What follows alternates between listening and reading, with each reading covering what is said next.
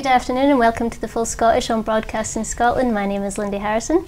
Our guests this week are MSP for Cathcart, James Dornan, and Pilar Fernandez. Welcome to Full Scottish. Thank you very much. Thank you very much. So to begin with, we're going to be discussing the EU's demands on banning fascist and neo-Nazi groups. So I know that you were looking into this. It breaks down into three parts: a ban on organisations glorifying fascism, ending collusion with neo-fascists, and stopping racism in sports and help members of fascist groups who want to leave. So for each of these three parts, how effective do you think that these suggestions are going to be? Well, hello Lindy, hello James, pleasure to be here, it's fantastic, and hello to all my friends and followers and the people who are watching this program. It's a pleasure to speak here. And this matter about the rise of neo-fascist violence in Europe is a very important one, because the rise of organizations, associations, violent attacks, aggressions, and the rise of political organizations that pretend to be democratic are is very concerning. So the EU noticed that they have to do something. So this is a very important resolution from our view, from Spain, from Galicia especially, and of course from Catalonia and the Basque Country, etc. But for all Europe. And this resolution was put forward by 5 different groups in the European Parliament.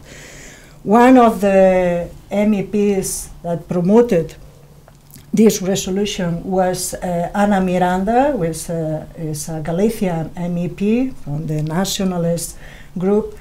And one of the main reasons for putting forward this resolution was because we're having a huge problem, a very serious problem with Franco Foundation and with the rise of fascist groups and aggressions in Spain, but especially the Franco heritage. In Galicia we have the Pazo de Meirás, 19 members of the BNG, Bloque Nacionalista Galego, occupy symbolically the Pazo de Meirás. The Pazo de Meirás was a building who Franco stole from the people of Sada. And we're trying to rescue this Pazo de Meirás because it's part of the historical memory law. And the Popular Party, the conservative party in Spain, was very, very happy when they prepared the budgets, and they say they were giving €0 to the historical memory law. And so one of the main problems is in Spain, but obviously there's troubles on Greece, Hungary, Poland, Italy, and with the immigration situation, the immigrant situation that we're watching all the day, or every day, this is part of the first step to take seriously what is happening in all Europe and the entire world. But why do you think they've been so slow to arrive at this point, to start with? Because I think the fascist organizations and the far-right organizations are stealing our words. So they're using words such as democracy, liberty, freedom of speech. When we use these words in a positive way, and they're not using these words in a positive way. They're using that to promote hatred and violence and aggression, to confuse people. And it's very easy to catch that words and that speeches, the bits, And there's, if you allow me, there is a very important point in this resolution. It's the point 26 encourages the member states to provide training to those working in public broadcasting and the media to raise their awareness about the challenges and the discrimination faced by the victims of neo-fascist and neo-Nazi groups. And that's very important because your First Minister, Nicola Sturgeon, rejected to share a platform with Bannon. We need strong leaders, strong political leaders that say no more fascists, no pasarán. Now that we're talking, we will speak about Catalonia later on probably, but this is important because in the Galicia public TV, after this approval, the Galician public TV gave platform to the president of the Franco Foundation, and Ana Miranda had 0 seconds of report, of coverage. The only people, the only platform who interviewed the MEP to speak about this important decision was my platform. It's an alternative platform. So that it's important to point that because platforms such Broadcasting Scotland and others are essential to for democracy, are essential for supporting and defending the most important thing that we have is the human rights. Okay. So we have to support these kind of platforms. Even the workers of the Galician public TV now are using the social networks because they have no coverage at the public Galician TV because our government is a conservative government and they using the public services and the public broadcaster as a platform for propaganda. So one of the problems is, you kind of touched on it there as well, so often you find that these neo-Nazi groups will use the excuse of free speech to promote hatred and specific violence. And by sort of banning these groups, it could play into that narrative that they've been using very, very effectively. Do you think there's a risk there of, I suppose, giving that sort of fuel to that fire? Well, I think we need to take seriously this, and I think there's some, we have to apply zero tolerance in this kind of organizations. There's a limit in freedom of speech. You cannot use your freedom of speech to promote aggression, to promote violence. And they use the democratic platforms to do so. And it's very, very complicated to explain people that that's not good, that's not okay, that's wrong to promote that kind of speeches. But I think every one of us should take our time and read the Universal Declaration of Human Rights. If you read that, you can understand basically your rights and also your responsibilities. Because freedom of speech is not about liberty, it's about liberty and responsibility. And every one of us, individuals and groups, have to be aware of that. So I think zero tolerance with fascism, zero tolerance with neo-Nazis, zero tolerance with the far right, because enough is enough. I think it's time. So there has been demands that member states and national sports federations, in particular football clubs, counteract the scourge of racism, fascism and xenophobia in sports culture, where a lot of this can kind of cluster. How effective do you think that will be in helping sort of tone things down a little? We only need to go back to the apartheid regime to see how important sports can be in getting a message about, because I think that it was really when sports organisations were banned from going to South Africa, and when a lot of them made their own choice not to go, that the public started to realise just what it was that the people in South Africa were facing. So sport has got a crucial role. I mean, obviously, we have our own issues in Scotland with the issues around about football at times, and I think if football clubs and sporting clubs can get behind the message that fascism is completely unacceptable, be part of the movement to erase it from popular culture, which has become part of popular culture. It's quite amazing over the last 10, 15 years that we've seen politics moving so far to the right. We've got a national broadcaster that, as Pilar talked about earlier on, that invites Steve Bannon onto the programme. We've got Aaron Banks on BBC this morning, who's being investigated by the police, and he's on to defend his case before it goes to court. I mean, there seems to have been this subtle, quiet move to the right amongst institutions, including sports institutions, but obviously, in many ways, more importantly, broadcasters, that is very, very concerning indeed, and there has to be something done about it. Mm-hmm. So there has also been the suggestion that the EU countries should set up exit programmes to help individuals leave these kind of violent neo-Nazi and neo-fascist groups.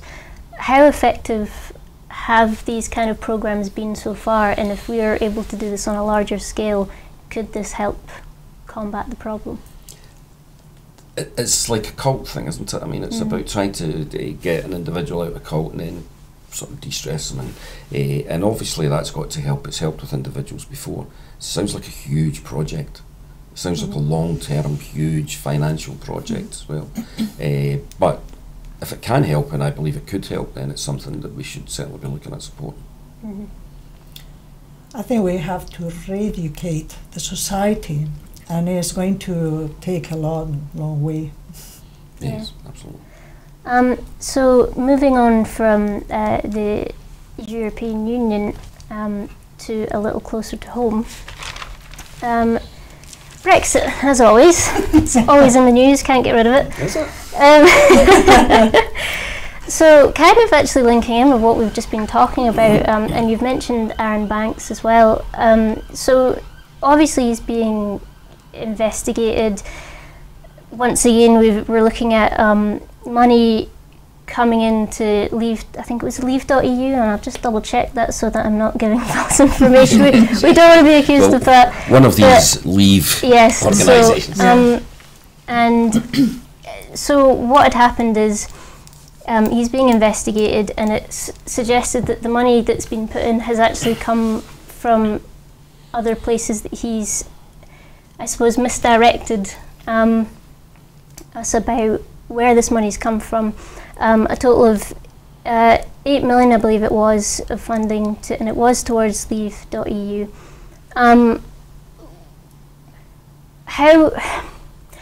Let's say, for example, we decided that we were going to have the people's vote.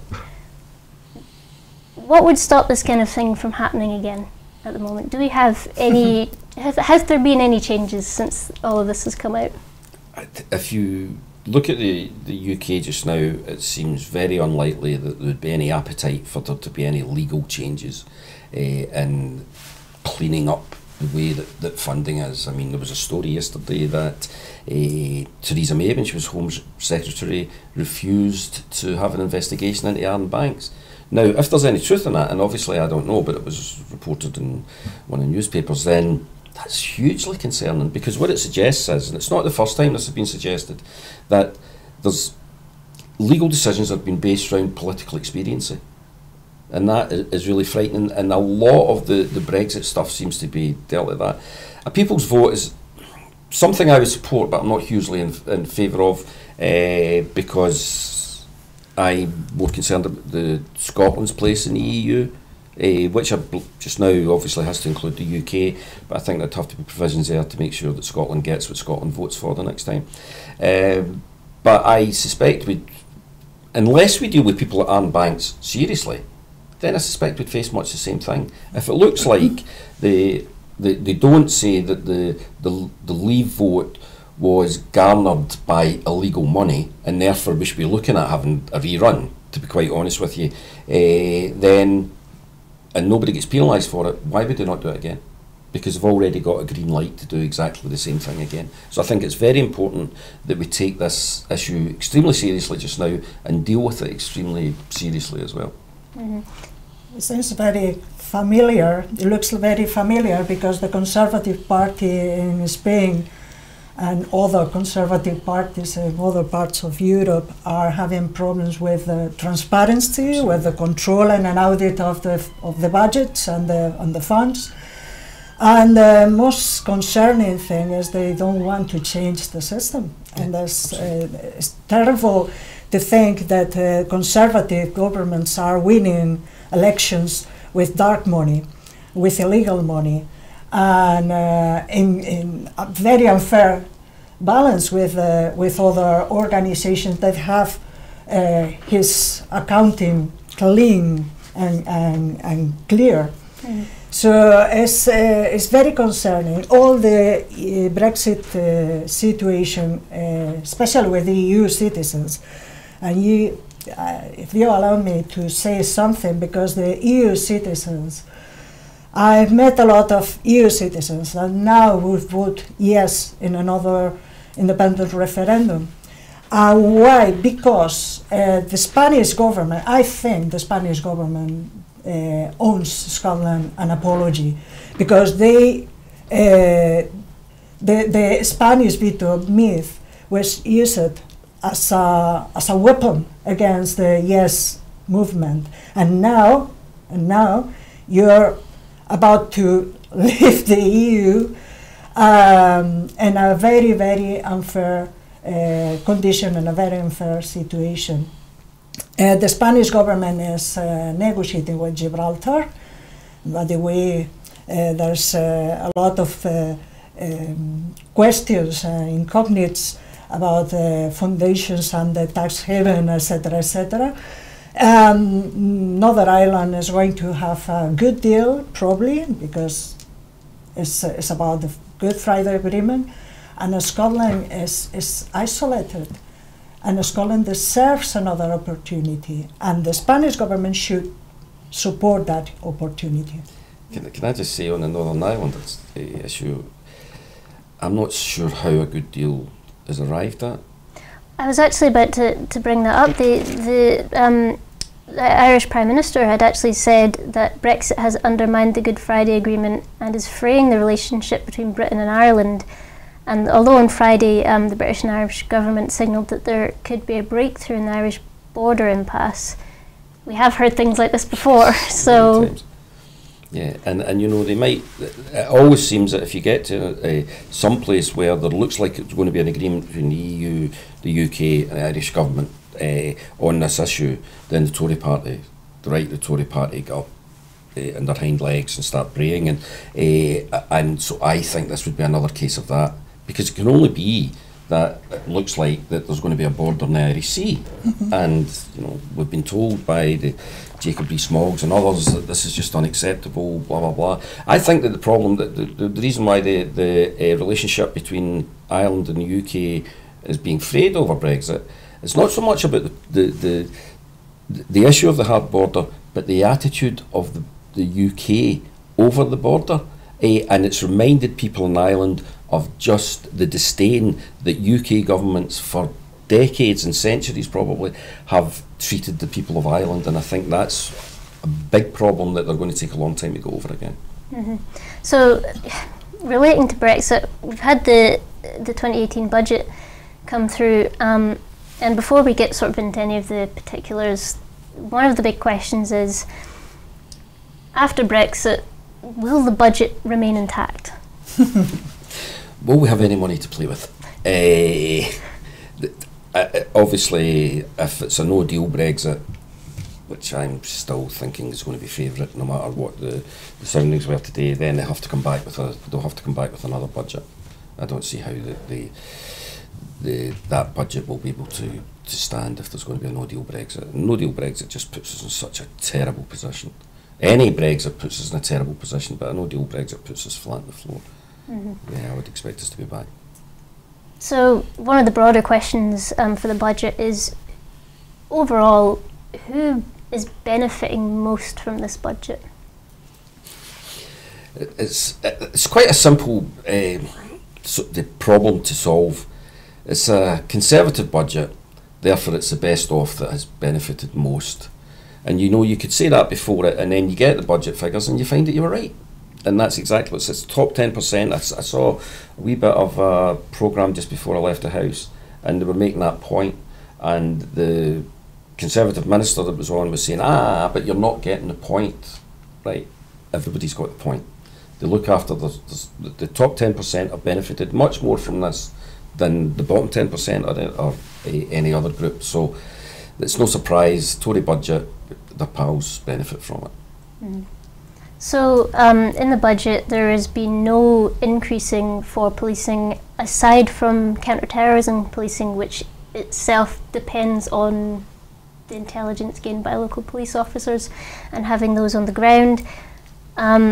And yet we've got, I believe it was 420 million for potholes. So looking at sort of the priorities here, would you say that we've got our priorities in order? You know, it'd be a very rare occasion I'd come on here and defend a Tory budget, and this is not that rare occasion. I'm afraid this is just another Sunday where I would come on and say that they've got the priorities completely wrong. Thankfully we've got a government in Scotland here that makes sure that we've got enough police in the streets, so if there's any intelligence that has to be taken up the chain, then we've got the police and the services there to do it. I wouldn't want to be staying in England just now. Mm-hmm.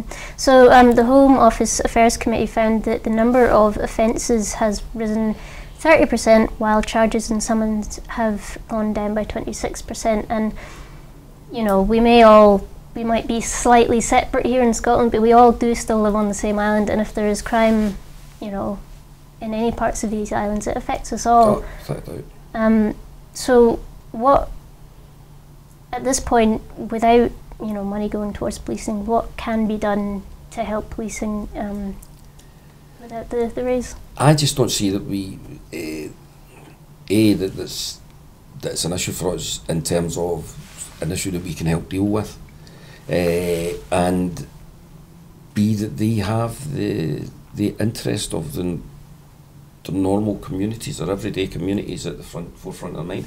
Their eyes been taken off the ball hugely with Brexit, and if it wasn't for Brexit, I've got no doubts that there'd been some money thrown at some of these problems to at least give the impression that they're doing some work around it. But just now, it's all about getting Brexit over the line. The rest of it's sort of on the back burner, and Scotland can only deal with the issues in Scotland and hope that our neighbours, because you're right, there's a knock-on effect in all this, of course there is.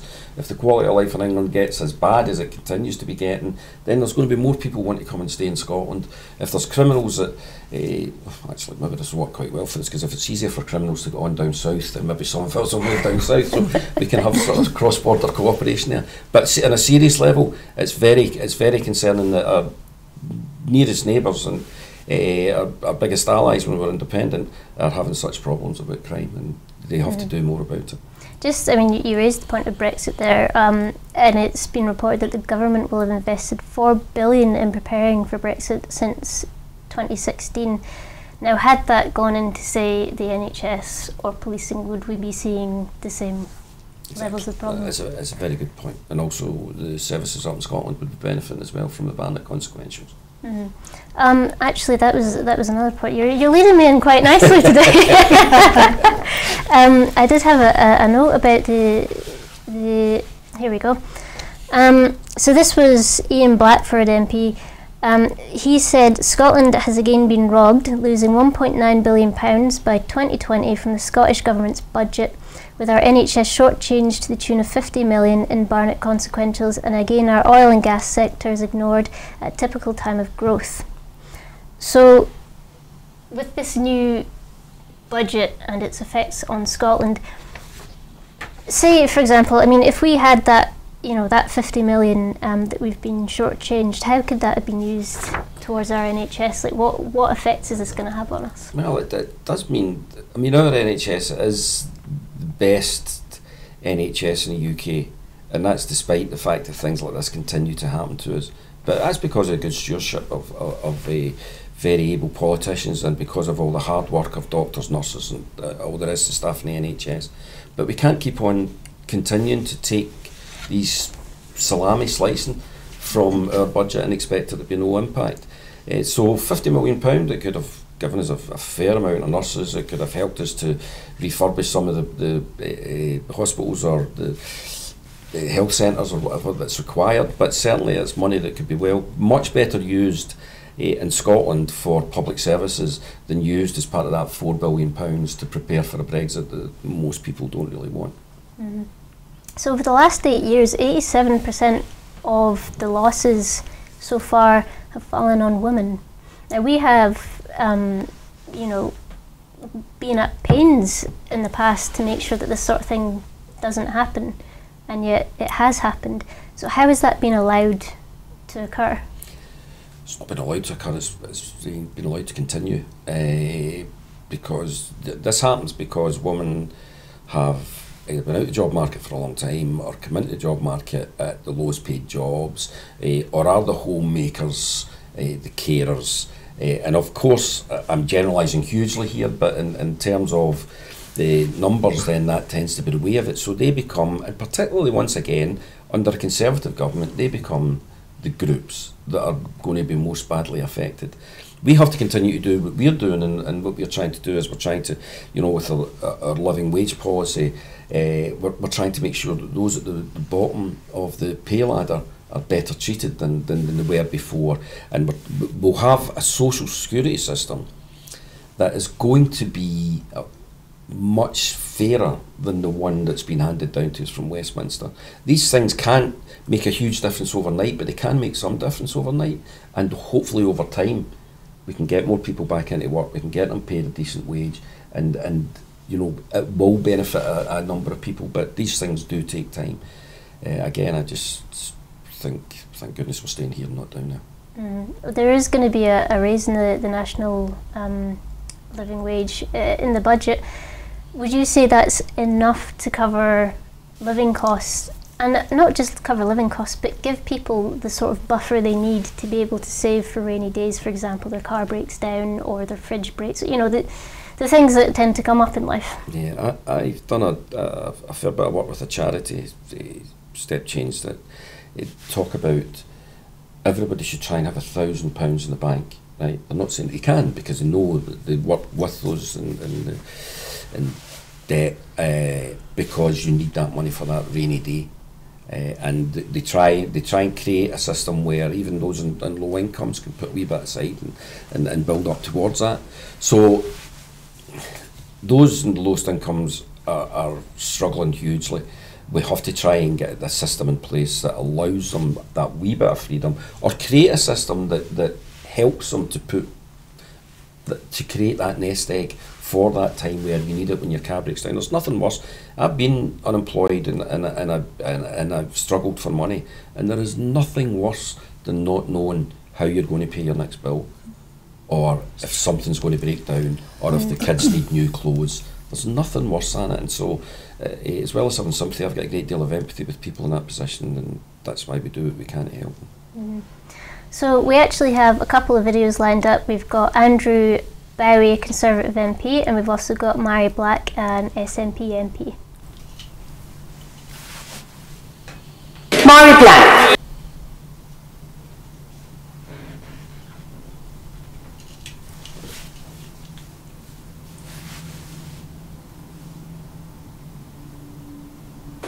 Madam Deputy Speaker, in Scotland we have two governments, sadly, and the contrast could not be starker.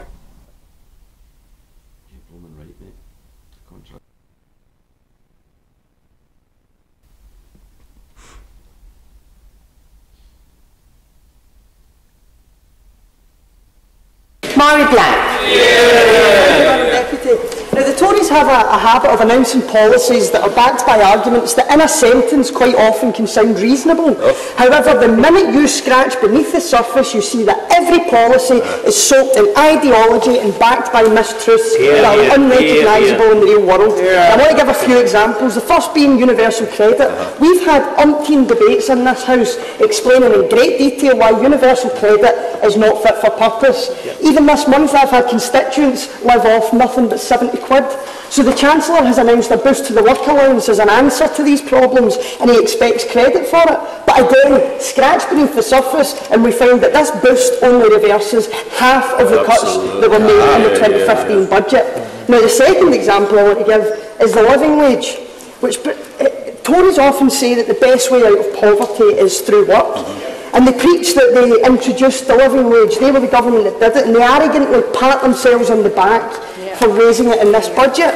But again, scratch beneath the surface and we discover they've introduced nothing of the sort. They've slightly increased the minimum wage and it still doesn't meet the cost of living. And no amount of rebranding will make anyone forget that. Further to this, we see nothing in this budget to address the age discrimination that is entrenched in the minimum wage structure. Yes, I will. Very grateful to Monitor for giving way. So we'll see that in the budget that the government have managed to increase the minimum rate for apprentices to just £3.90 an hour. So given that that lot won't do anything in pay equality, they'll should support me and make sure that they devolve relevant legislation to Scotland so we can deliver Funnily enough, I couldn't agree more. And I have to say that as a 24-year-old, I would challenge anyone in here to justify why I should be paid less than anyone else in this place. Because if the law doesn't apply to me, why should it apply to anyone else out there? Now, my third example is the two-child cap. Now, this is the claim that really sticks in my craw, because if it was true that the Chancellor is supporting families, if that was true, he would not make women have to prove that they were raped in order to get benefits for their children. And I see that not many Tories are giving me eye contact at the minute. Over 73,000 households receiving less tax credits than before. And what is this government's response? And this is a quote: people on welfare need to make decisions about the number of children they may or may not have. That statement is as barbaric as it is downright stupid. Nothing more ignorant, cruel and deliberate misconception to hide behind. I will not. Life does not happen like that. There is no telling how or when an individual circumstances will change, and this government knows that, and it's children that are paying the price. Now finally, I want to make mention of the very people I'm sure the Chancellor would love to forget. Those WASPy running to disappear quietly. Now I've noticed that any time we on these benches highlight problems like WASPy or universal credit, we are told to use our shiny new powers in the Scottish Parliament to fix it. Take universal credit for an example. The Scottish Government actually listened to the experts who said fortnightly payments would be much more flexible for claimants. We used the little influence we have to at least try to make this system slightly better for people. Actually, few people are aware that the Scottish Government actually has to pay Westminster for the luxury of trying to protect people from the very worst of these policies. So I'm afraid I will take no lectures from the Conservative Party or from the Labour Party, who fought tooth and nail to make sure that Scotland did not get the powers required to fix these problems. We were told that employment law and pensions were too important to be devolved, that we were better together. So don't dare turn around and say that Scottish people should fork out more money to plug holes in policies that they didn't vote for in the first place. Let's be clear, this budget delivers austerity and simply gives it a different name. If this is better together, then the Scotland I want to live in is and deserves better than this. Good. Yes, so quite a few points raised there, and one I wanted to pick up on was universal credit, which is not being halted and will continue to roll out. So going forward over the next year, what is that going to look like for constituents? Well, it's already been rolled out in my constituency, and it's just going to cause nothing but grief. It's a heartless policy. There might be some benefits in a humane universal credit system, but this isn't it. It's now become a kind of badge of honour for the Tories that they have to get this through now, that they decided to go along with the system. It's costing a fortune, they're making mistake after mistake on it, but they're just too proud to back down. and they don't care enough to back down. But it's going to cause huge amounts of grief to those who can least afford it. We're already getting people in to talk to us about it, and it's just, it's frightening for the poorest people in our community. I mean, Pilar might have some thoughts about how it's going to impact, and we were talking about women earlier on, but how it's going to impact on women and people who are raising families. Well, we have a conservative government in Galicia, an overall majority, and we know very well what kind of policies the conservative organizations can run. And as I have to say that I love watching all the speeches from the SNP MPs in Westminster. They are so constructive, so inspirational, and so passionate. But they have good reasons, because the lack of respect for the SNP MPs in Westminster, I'm always I have to do like this, you know, because it's terrible. It's terrible. Everyone deserves respect. So I'm very, very shocked with some behaviors at Westminster. But the austerity policies is a normal promotion from conservative organizations. Yeah. They don't want any but austerity policies being run. Mm. And they are cutting cut every time. We're suffering, we've been suffering cuts on public services and care for elders, for our youth. We're suffering a lot of, half of our youth is emigrated. So there's no promotion for youth, there's no hope. And if you think that with the conservative policies you're going to improve your life, you're wrong. Think about it. Think twice. And it's important because following the Scottish politics, especially latest, the last elections, when I was asking for the manifesto of the Conservative Party, okay, the only point that they make clear is no to a second referendum of independence, but nothing about cuts in social policies, nothing about cuts in rights and freedom of speech, nothing about the corruption, nothing about the control, the audit. So please think when you vote, because our spirit is so terrible with these conservative policies. It's terrible. Plus, the ideological, the extremism that they're going to is very, very concerning, and it's a real threat for democracy, it's a real threat for ordinary people. So again, I encourage all of you to read the Universal Declaration of Human Rights. Please do. So, sorry, were you going to jump in there? No, that's fine. Just speaking, you were talking about voting there. So we've got the US midterms coming up. So we've already seen Trump inspires a lot of fear and anger and reactionary violence in some of his supporters. Not all of them, of course, but many of them. You know, and it has been certainly over the past couple of weeks. We have seen, we've seen shootings, we've seen the bombs that have been sent to a lot of, you could say, people who have spoken out against Trump. So with the midterms coming up, if, for example, the Democrats take back the House and the Senate, do you think that if Trump says this was fake, this was because of fake ballots, things like this, could that result in more violence?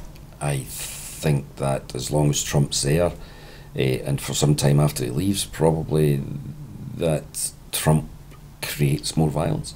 He creates a culture where if it doesn't go for you, it's because somebody's cheated you, and therefore you must strike back at them. It's amazing to see a country that, and to be fair, for all its faults, in many ways has led the world for a long time, behaving in such an unbelievable way. The language from him, the acceptance from him of the behaviour of his supporters, the lack of respect he shows for people who, even those that died in the events recently, the lack of respect he showed for them is just quite appalling, and it's just not something I'd expect from a civilised society such as America, except it's becoming almost normal across many parts of world politics. Once again, we have to remember, we have to remember the historical memory again, because especially with Latin America, the behavior from the with the US government was not so good. So the problem is, again, that when Trump is using the fake news argument, it's a call for the broadcaster, for all the media, to be aware that we are promoting. So once again, responsibility. We need to be responsible. We need to be honest. That's not about the public. It's about the truth. It's about to report what is important, and not frivolizing news, frivolizing situations because of the audience. And there's something very important again, is the humanity. When you attack people who are leaving their homes, you have no excuses. You're a monster. Sorry. Did you? I saw something in the papers this morning about he said to his troops that if they throw stones, you should shoot back or something. I mean, for goodness me, it's terrible. It's terrible. We all deserve respect. We all deserve respect, and that's so important to have leaders, political leaders, with principles, with the basis of the sensibility and to express, to stand up and speak out for human rights, for democracy. And one thing I'm going to say is from the US government, they should learn about the respect for self-determination, especially with Latin America. And the self-determination is so important because it's the basis of everything. And the intervention that they have been making since forever, yeah. Oh, forever, yeah. Well, I think one of the things that just to touch on that, because I think that one of the things that's happened under Trump is that the almost contempt that America have had for Latin American countries, he's internalised into America, where, you know, they would treat these countries as if they were there to serve the United States, and now he treats the citizens of those countries as if they're there to serve the real people of the United States, as he would see them as well, you know, like they're second-class citizens. It's quite something horrible to see, but it's happened in a reasonably short space of time. And, you know, speaking sort of further south, Brazil had their elections recently, and they've elected Bolsonaro. Obviously, we've seen a tweet from the BBC just recently, you know, equivocating about this man, and, you know, do we think that his election is being covered the way it really ought to be covered at the moment? Can I tell you something? My brother stays in Portugal. He has lots of Brazilian friends. He's worked in Brazil quite a lot, and before I knew anything about Bolsonaro, I was over visiting him a wee while ago, and he was saying to me, he says, if this man wins, people are in big trouble. And he was terrified about it. There was no equivocation from him. There was no equivocation from people he knew. But he knows some poor Brazilians who are voting for him because they need things. It's kind of how Trump got in and how we ended up with the mess of Brexit and stuff. something has to change. You know, and they're not thinking through what you're changing to. They just, it's that whole something has to change mentality. And it's really, really concerning, because I think we'll be heading very quickly back to the times of dictatorships in Brazil with somebody like Bolsonaro. We Galicians feel very close to our brothers and sisters in Brazil, maybe because of the language, because it's very similar. And I was reporting on the activities of the Brasileiros contra o Golpe. Brasileiros contra o Golpe was the Brazilian people who are living in Galicia, and they are protesting for the way that the Dilma Rousseff was treated, and all the irregularities on this impeachment, because it was very, very aware. But also the trial against Lula, that was not legal. Yeah. So Lula should have been the candidate, and everyone knows if you look in that case, Lula had won the election. The problem with Bolsonaro is even more concerning, because there was the deputy, the guy who was so proud with the torture and the violence against Dilma Rousseff. It's really, really concerning, because once again we're talking about fascism, we're talking about neo-Nazism, we're talking about the elite and the powerful people against the more ordinary people. So it's very concerning. It's not a local problem, it's a global problem, and we have to be aware of that, because now it's Brazil, but before that was Argentina, and before that was Italy, and before that is Spain. And in Spain, for goodness sake, we're watching every day the events. It's very, very concerning. It's very serious, and once again, we have to be aware of that. We have to look after the speeches we are listening to the media. From the media, because the responsibility by covering these kind of events, by justifying or changing the name and putting flowers on the expressions when who is speaking is a fascist. You have to call fascist.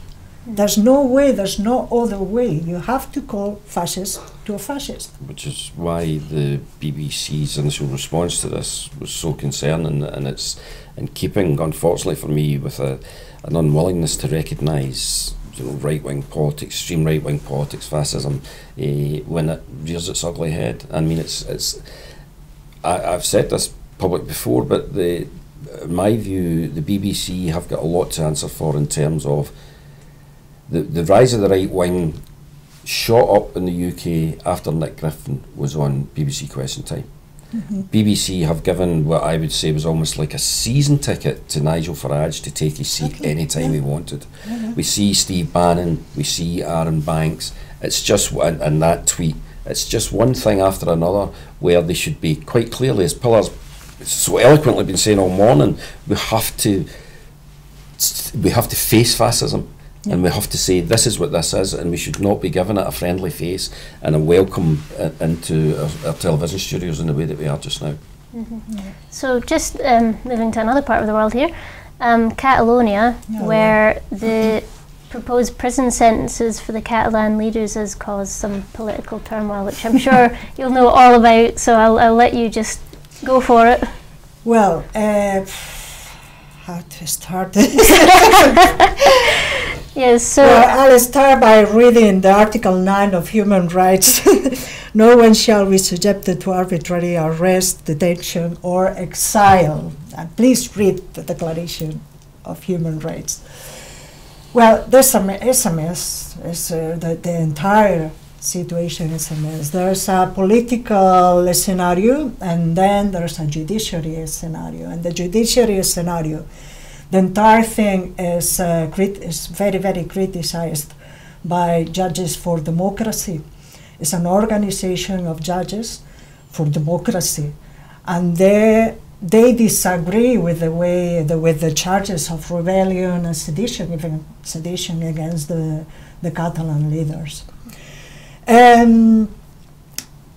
Also, former members of the Constitutional Court, of the Supreme Court, are criticizing this kind of charges, because they say there's no way there was violence. But the entire problem started with, once again, with the because the conservative government wanted to promote this kind of situation, because they were involved in hundreds and hundreds of cases of corruption. So, first of all, they used the Catalan case as a small screen, and they tried to put extremes, to provoke extreme views. And so now, in the judiciary scenario, it's very, very difficult to find a solution. They will probably end in the Strasbourg court. We had a change of government. So now we are having a socialist government. PSOE, okay, as it's a center-right. It's more or less like Labour, okay. Yes, and they want to change. I think Pedro Sanchez wanted to change, and he wants to change the situation. He wants to find an agreed solution, okay. The problem is the entire situation was so complicated, and he was so out of order that is now an impossible mission. So let's see what's going to happen. I know there have been some conversations, so the level of aggressive language on the media and some public media has changed, because the Spanish television also had changed. So now you can see in the Spanish television some news that before the government of Pedro Sanchez you can see. Another way is the political scenario, and that's the political scenario. So there's the will of the Socialist Party to find a solution. Maybe it's not the solution that the Catalan people want, but it has to be a solution, a political solution. It needs to be a political solution. This situation with the judiciary complicates everything. Because you have to wait until the trial is finished to get an amnesty, to call for an amnesty. Okay. Of course, yeah. It's because if one thing is quite clear, and the Judges for Democracy are arguing about that, is the entire Spanish judiciary system is in trouble, because there's no true independence. Because for years, the Socialist Party plus the Conservative Party, if you understand Tory Labour, right? So those two parties, the main parties, who have been running Spain since decades, they agreed the candidates for the Supreme Court, for the Constitutional Court, etc. So they own favors. Okay. So the entire thing is very, very complicated. If you're in Spain, even being in Spain, you cannot understand the entire picture, because there's a lot of different positions and a lot of different arguments from different organizations, but mostly it's like that. We have to wait until the judiciary finishes the trial. The former Spanish deputy, Diego López Garrido, who was the guy who brought the law, the criminal law, has said he cannot, and I quote from a Spanish newspaper, he cannot understand how the public prosecutor has attributed this offence to those accused in the independence referendum case. So according to the criminal code, no rebellion took place. And once again, we find the expression no pasarán. And I use that expression very, very often because I think it's a symbol of liberty, of democracy. It's a symbol of those who fought against fascism. And this Judge Llarena just argued, if you read the entire writing from this guy, he says that Jordi Cruzar said no pasarán, and that looks like it's a crime. So from the far right again, they have to criminalize it, the freedom of expression. They have criminalized a democratic choice that is supporting independence.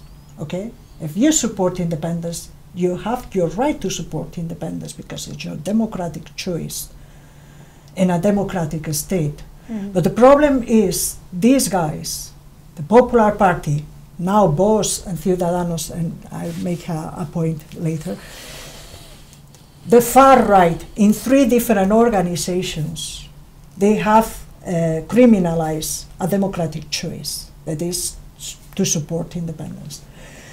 And the reality is there's more than 2 million of Catalan people, brothers and sisters in Catalonia, that they want a referendum of independence. More than 2 million people is a lot. And you have to respect them. You have to respect them. And once again, the media and the behavior from the media is disgusting. And I just to finish this point, today,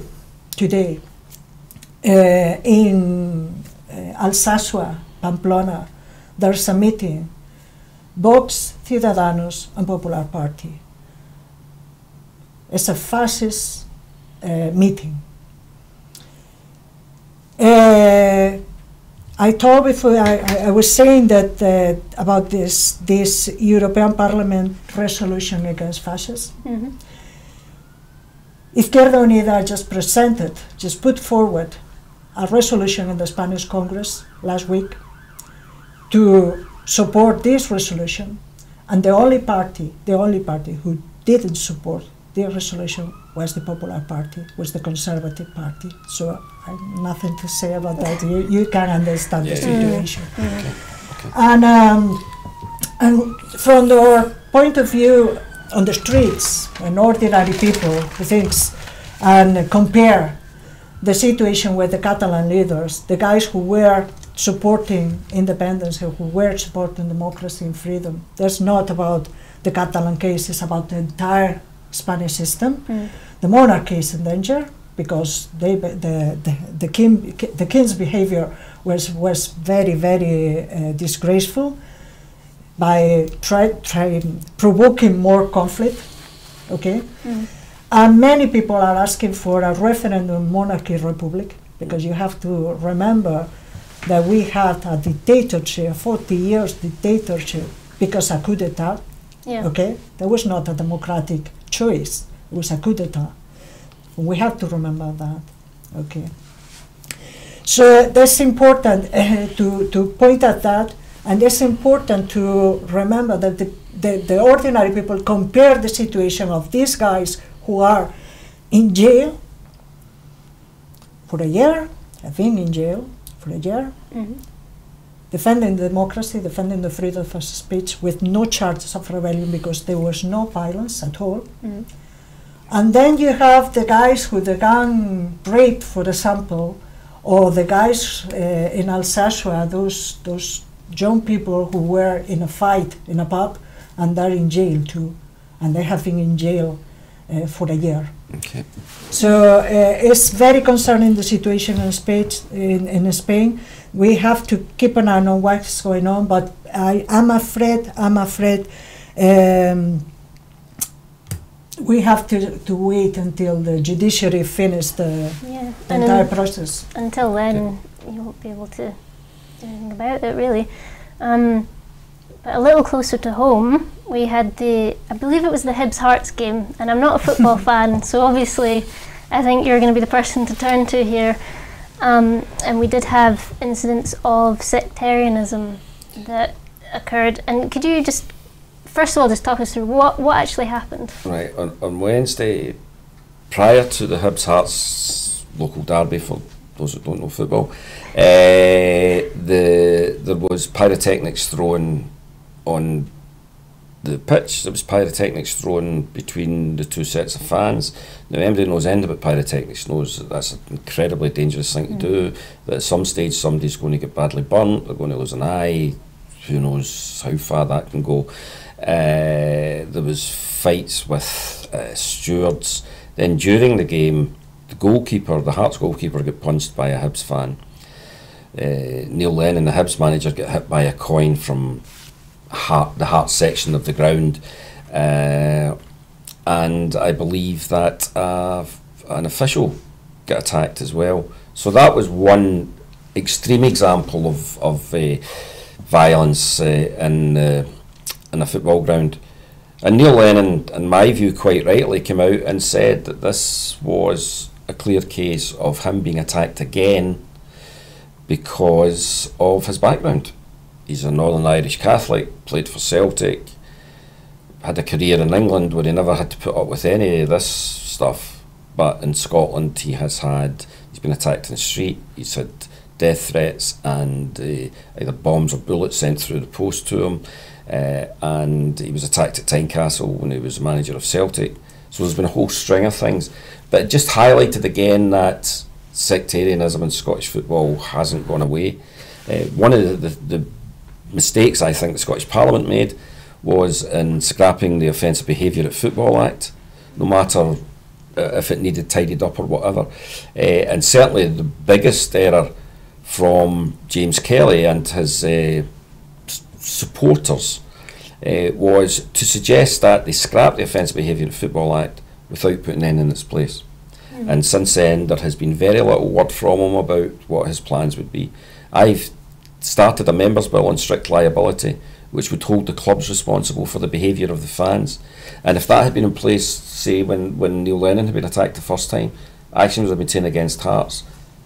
I suspect that Hearts fans and other things over the period, and I suspect that would make fans much more aware that their actions are going to penalise the clubs hugely and could eventually have them playing behind closed doors, could have them losing points, could have them suspended for a period of time if you continue to behave in the way that was going on Wednesday. Now, I'm not saying that Hearts are the worst fans for this, probably not, but certainly Wednesday night was a perfect example of what we still have to face in Scottish football. It kind of actually ties back to something you were saying earlier, where talking about if there's no consequences, it's just carte blanche to carry on and do what exactly, you like. It was about the funding. That's exactly right. If society is saying that was bad, but we're not going to do anything, they'll just say, well, I'm quite happy to accept being told I've been bad and continue to do what I've been doing before. And the Scottish football authorities have shown time and time again that they have got no interest in dealing with this. It's too big for them. They like their cosy relationship where the clubs get to do what they want, police themselves, and there's no actions taken. There's never been a club has had any serious action taken them because of crowd disorder by the SFA or the SPFL. I think it has to go to the Parliament to do it. But if the SFA or the SPFL ever tell us that they're willing to deal with it and shows the way they will, I'd be happy to drop my members' bill tomorrow. I just want the issue dealt with, and there's been no appetite from them. And unfortunately, some politicians, in my view, have just used this as a political weapon as opposed to looking to see what the serious issues are and how they can deal with them. But in your case, it's time to do something. I'll continue to do what I've been trying to do for a number of years now, and hope that people see sense and then realise the danger that this is causing individuals and the reputation of Scottish football. Yeah, well, absolutely as well, because we don't want Scottish football to be associated with this kind of behaviour. Took a long time to get rid of that reputation. We don't want it back. Certainly. So, excuse me, that's it for this week. Thank you very much for joining us, both of you. And thank you for watching as well. So for more information about Broadcasting Scotland and our programmes, you can visit our website at www.broadcastingscotland.scot. And while you're there, you can also donate whatever you can to our crowdfunder. We are trying to raise £30,000, which will allow us to continue to make full Scottish and produce new programmes. We're now halfway through, and big thanks actually to everyone who has donated so far. It's very, very helpful. The more we can get, the better. So look out for Scotland at 7 throughout the week on Broadcasting Scotland, and the Full Scottish will be back next week again, next Sunday at noon. And you can also catch Pilar's latest article from glorious broth to gracious haggis in iScot magazine. Thank you very much, and I'll see you next week.